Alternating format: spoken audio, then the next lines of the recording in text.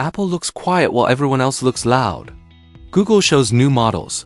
OpenAI ships new tools. Microsoft and Meta talk about trillion-dollar futures. Meanwhile, Apple avoids the biggest AI headlines. That silence makes some people assume Apple is behind. But a different picture appears when looking at where AI actually reaches people. Apple does not need to win by building the biggest model. Apple can win by deciding which model gets placed inside billions of devices. That is why Apple is being described as a kingmaker. Kingmakers do not always fight the war. They control the gates. And Apple controls one of the most valuable gates in technology: the iPhone plus iPad and Mac, plus the software layers that sit on top of them. When Apple chooses an AI partner, it can shift the entire market in a single product cycle. Does that sound like a company sitting out or a company choosing the battlefield? The clearest sign of this strategy is Apple's multi-year deal with Google to integrate Gemini models into a revamped Siri later in 2026. This is not a small integration tucked away in a setting. It is described as the foundation for a major Siri upgrade, and Google said Apple chose Gemini after careful evaluation. Apple's platform scale is the prize here. Reuters reports Apple has over 2 billion active devices, meaning this partnership gives Google a path to reach users at a scale most AI products cannot touch. So where does OpenAI fit? OpenAI is not gone. Apple had already integrated ChatGPT into Siri back in 2024. Under the newer arrangement, ChatGPT is described as supporting opt-in complex queries, while Gemini becomes the primary AI provider for the revamped Siri experience. That difference matters. One system becomes a built-in engine. The other becomes an optional tool. If a company wanted to be the default intelligence layer on iPhones, which position would be preferred? This is why the story is bigger than Apple picks Gemini. Apple is shaping a new kind of competition. Google and OpenAI may fight to build the best model, but Apple decides which model becomes most convenient for everyday users. Convenience often beats raw capability. It is the reason default apps become habits. It is the reason distribution beats novelty. Is it surprising that Apple is leaning into the role it knows best? There is also a money angle. The Financial Times reports the Apple-Google arrangement is structured as a cloud computing contract that could be worth up to $5 billion. That number is important because it shows Apple is not just using Google.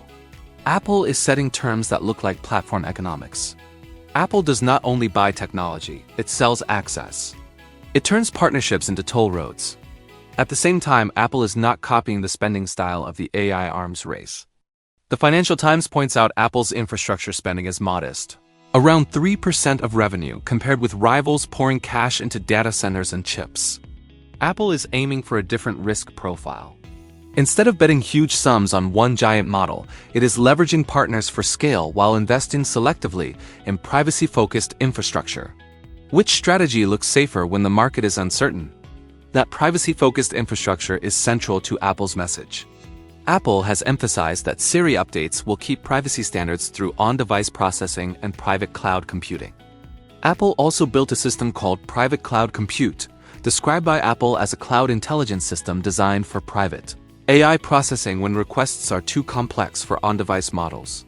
This is Apple's attempt to say, even if outside models help, the experience still runs through Apple's privacy filters. This is where the kingmaker position becomes clearer. Apple can use Google's Gemini in the cloud while still controlling the user interface, the triggers, and the guardrails. Apple decides what data is shared, when it is shared, and how results appear. Google gets distribution, but Apple keeps the steering wheel. When two giants share a car, who is driving? The market reaction shows how big this is. The Guardian reported Alphabet reached a $4 trillion valuation after news of the Apple deal, and framed the partnership as a major boost to Google's AI position. That does not happen when a deal is small. It happens when investors see a shift in the balance of power. Apple's decision sent a message. Gemini is strong enough to sit inside Apple's core assistant experience. But the story is not Apple gave up on its own AI. Apple has been running what can fairly be called a hidden or internal AI program for years, even if it is not branded as a public product. Bloomberg reported in 2023 that Apple built its own framework for large language models, codenamed Ajax, and developed an internal chatbot some engineers called Apple GPT. This was not a consumer launch. but it shows Apple has been building foundations behind the scenes. So why would Apple choose Google if Apple has Ajax and internal tools? Because Apple's internal efforts appear to have faced delays and setbacks. Reuters explicitly describes the Gemini deal as reflecting Apple's strategic shift after delays in its AI development. Apple may have internal projects, but the market expects results now, not experiments later. When consumer expectations rise faster than internal progress, what does a platform owner do? It makes a pragmatic move. That is Apple's pattern. Apple often waits, but it does not wait forever. It steps in when the user experience is at risk.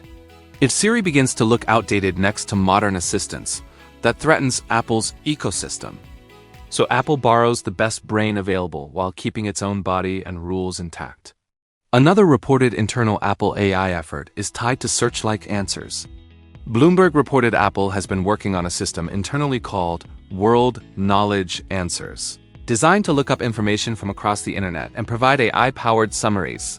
Integrated into Siri and potentially also Safari and Spotlight, The Verge reported that Apple Intelligence would integrate Gemini to power features like World Knowledge Answers, with Apple still emphasizing on-device operation and private cloud compute.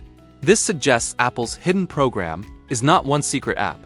It is a set of internal systems meant to turn Siri into an answer engine without losing Apple's privacy and control story.